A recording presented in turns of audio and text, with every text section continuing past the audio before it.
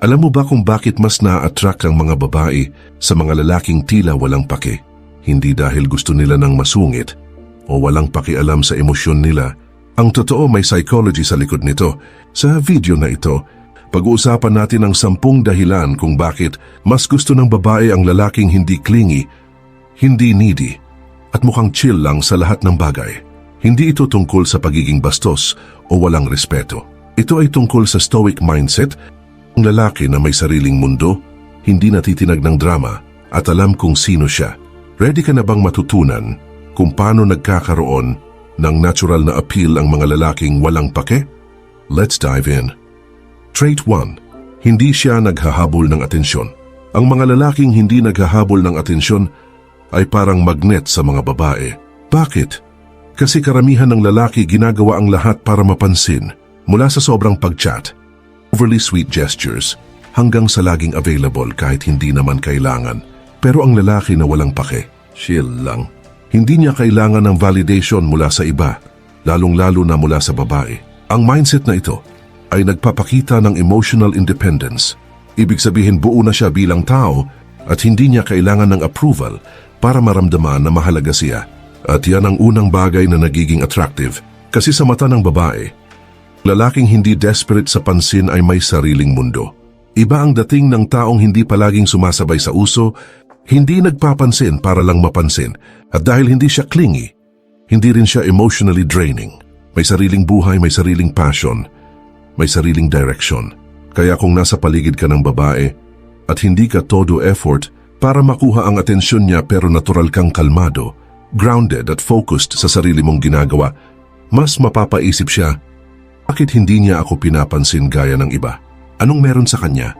At doon nagsisimula ang intrigue. Tandaan, ang mystery ay isang napakalakas na elemento ng attraction. Kapag hindi ka predictable at hindi ka available lagi, mas magiging interesado siya sa'yo. Trait 2. Kalma kahit anong sitwasyon. Ang mga babae, bilang likas na mas emosyonal kumpara sa lalaki, ay naghahanap ng stability.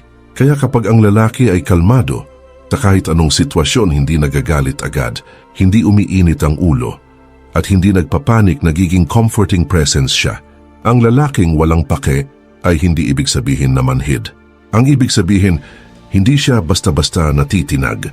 Halimbawa, sa gitna ng away o drama, hindi siya sumisigaw, hindi siya nagpapakita ng overreaction. Sa halip, nakikinig siya, nag-a-assess, at tahimik na nag-iisip bago magsalita.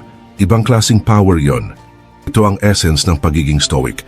Hindi mo kontrolado ang mundo, pero kontrolado mo ang sarili mong reaksyon. Ang lalaking ganito ay nagiging anchor ng babae sa emosyonal na bagyo. Alam mong kahit anong mangyari, hindi siya basta-basta matitinag.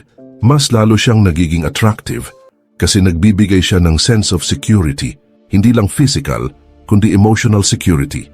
Hindi mo siya kailangang alagaan emotionally kasi kaya niyang alagaan ang sarili niya. Kapag ganon, mas kaya ka rin niyang suportahan. Kaya kung gusto mong ma-develop ang appeal na ito, pag-aralan mong i-handle ang sarili mong emosyon kasi once na kaya mong maging kalmado kahit toxic ang paligid, panalo ka na agad sa mata ng babae. Trait 3. May sariling mundo at layunin. Isa sa pinaka-attractive na katangian ng lalaking walang pake ay ang pagkakaroon ng sariling mundo, meaning hindi umiikot ang buhay niya sa babae. Meron siyang goals, meron siyang mission, meron siyang mga ginagawa na mahalaga sa kanya kahit wala ang kahit sino. Kapag ang lalaki ay abala sa pag-grow ng sarili niya, career, fitness, skills, o kahit simpleng hobbies, nagkakaroon siya ng natural confidence. Hindi ito pilit, hindi rin ito para magpa-impress. Ang mga babae ay na-attract sa ganitong energy kasi nararamdaman nilang may depth ang lalaki. Hindi siya walang laman. Isipin mo to. Ang lalaki ay laging available, laging nagme-message, at parang walang ginagawa kundi ang maghintay sa reply mo. Anong dating nun? Bored siya sa life niya. At kapag boring siya sa sarili niya, paano siya magiging interesting sa iba? Pero kapag ang lalaki ay passionate sa ginagawa niya, nagiging masaya siya sa sarili niyang mundo. At yun ang gusto ng babae. Gusto ng babae ang lalaking masaya kahit wala siya. Dahil mas totoo ang pagmamahal kapag hindi ito galing sa pagkukulang, kakulangan, kundi sa kabuuan. Kaya kung gusto mong ma-attract ang tamang babae, itigil mo ang pagiging available lagi. Gawin mong priority ang sarili mong growth at malalaman mong ang babae kusa na lang dumarating kapag ikaw ay fully focused sa purpose mo. Trait 4. Hindi takot mawalan. Ang lalaking may walang pake. Vibe ay hindi natatakot mawala ang isang babae at dito siya nagiging mas desirable. Kasi karamihan ng lalaki, once na makahanap ng babaeng gusto nila, ginagawa nila ang lahat para hindi ito mawala. Nadidevelop tuloy ang neediness, insecurity, at emotional dependency. Pero ang lalaking grounded sa sarili niya, naiintindihan na ang pagkawala ng isang tao ay bahagi lang ng buhay. Hindi niya kinokontrol ang babae. Hindi siya nagmamakaawa at hindi siya gumagawa ng mga bagay out of fear of losing her. Ang ganyang mindset ay nagpapakita ng emotional strength. Hindi siya toxic, hindi siya nagagalit kapag hindi nag-reply agad. Hindi siya gumagawa ng drama kapag may ibang priorities ang babae. Bakit? Kasi secure siya sa sarili niya. Alam niya ang halaga niya at alam niyang kung aalis man ang babae, hindi siya mabubuwag. Ito ang nagiging dahilan kung bakit mas gusto siya ng babae dahil hindi siya emotionally manipulative. Hindi niya ginagamit ang guilt, tampo o silent treatment. Kaya nagiging safe space siya.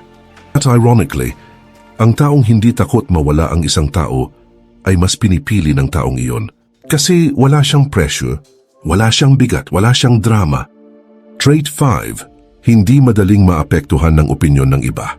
Isa sa pinakabigat na trait ng mga lalaking may stoic mindset ay ito. Hindi sila nabubuhay para lang ma-please ang iba. Hindi ibig sabihin suplado o bastos, pero hindi rin sila puppet ng opinyon ng ibang tao. Alam nila kung sino sila at hindi nila kailangang baguhin ang sarili nila para lang ma-approve ng kahit sino. Kahit babae pa, ang ganitong lalaki ay may sariling paninindigan. Hindi mo siya madadala sa peer pressure. Hindi siya mabilis mapahiya kasi hindi siya nabubuhay sa validation. Kaya niyang tumawa sa sarili niya.